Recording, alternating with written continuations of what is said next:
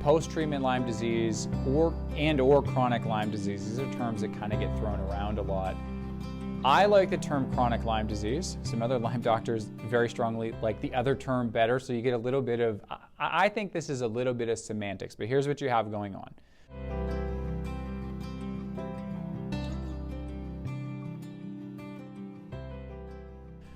Chronic Lyme disease really just means you've had it past the acute stage, which is somewhere between 3 months, 6 months, and it's gone into this mode where it's affecting your entire body, it's creating immune dysregulation, it's creating a lot of symptoms, but it's not this initial, I got bit by a tick, then I get a fever, then I get kind of acutely sick.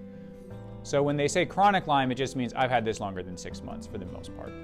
So if you've had it 10 years, it's chronic Lyme. If you've had it 20 years, it's chronic Lyme. If you've had it 1 year, it's chronic Lyme. Anything beyond that 3 to 6 month window is chronic Lyme.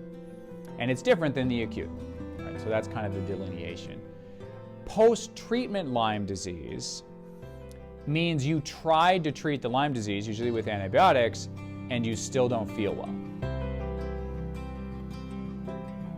So this is a version of chronic Lyme disease because you can have chronic Lyme disease, but some people have never treated it. So they've had Lyme for 10 years, but they've never done a treatment and then failed. To qualify for post-treatment Lyme disease, you need to have shown that you did a treatment regimen and still do not feel well.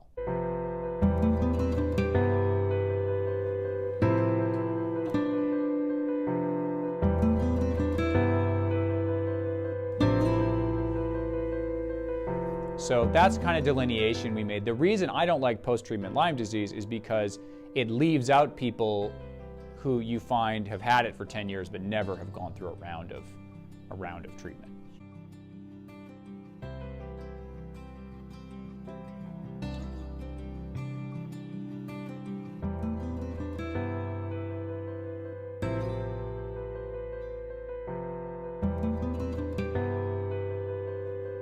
Been up to the cabin or in the woods, you have a higher exposure, but you could get it here in the Twin Cities as well. So if you have unexplained neurological problems, Lyme disease is high on the table.